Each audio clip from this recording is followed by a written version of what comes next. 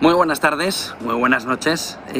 La clave fundamental ahora mismo está alrededor de lo que hoy hemos conocido. Mañana conoceremos el PCE en Estados Unidos, donde se va a ver bien cómo la inflación va sumando o no por debajo del 4%. Si está por debajo del 4%, mañana pueden cambiar las tornas y tener un cierre de trimestre, piensen que mañana cerramos trimestre, en una posición un poquito más fuerte de lo que hemos vivido en los últimos días. Si no, abróchense cinturones. A partir de ahí, el dato que hemos conocido hoy viene, por un lado, un dato positivo para la Fed, 2,1. Bueno, pues en lugar del 2,2 había una revisión a la baja del crecimiento en Estados Unidos. El problema, o lo bueno, o lo malo, pónganle ustedes un poco por donde ven que va esa noticia positiva, muy buena, excelente, va por lo que ha sucedido con la demanda interna. Lo ven ahí en la primera clave, porque lo que sucede con la demanda interna de Estados Unidos es que se desploma en la revisión y sobre todo manda una alerta clara a la Reserva Federal, positiva, positiva, de que su movimiento de subida de tipos ya está haciendo daño. Si el movimiento de subida de tipos ya está haciendo daño, el inversor empieza a pensar, uy, igual no hace falta subir mucho más tipos de interés, igual no hace falta subir, igual no hace falta tenerlos tanto tiempo puestos. Ojo, porque a partir de ahí ya empieza a complicarse un poco la fotografía. Miren el gráfico.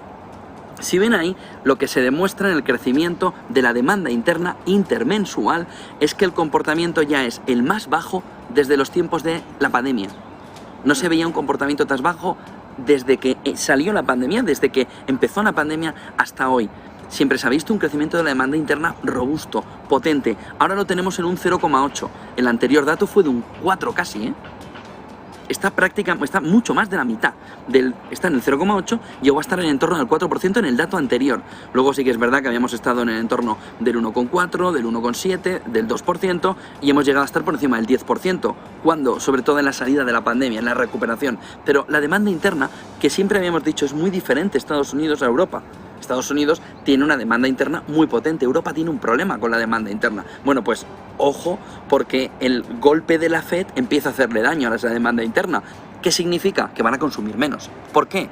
Porque esa demanda interna empieza a deteriorarse y o Biden aumenta gasto público y ya no tiene tantas opciones, o la demanda interna empieza a ver que el daño es importante. ¿Cuánto? Hombre, un crecimiento de solo un 0,8% cuando venía del entorno del 4% nos estaría reflejando el desplome. Prácticamente estamos a un cuarto de cómo estaba de fuerte la demanda interna. De tal manera que el dato es buenísimo para la Fed, porque significa que el daño que le está haciendo a lo que controla, no controla los precios de la energía, no controla el gas, no controla el petróleo, no controla la gasolina, no controla el diésel, no controla los alquileres, pero sí controla ese bolsillo. Y ese bolsillo le está pegando hasta morir. Ahí, venga, y venga, venga, hasta que quite todo el dinero.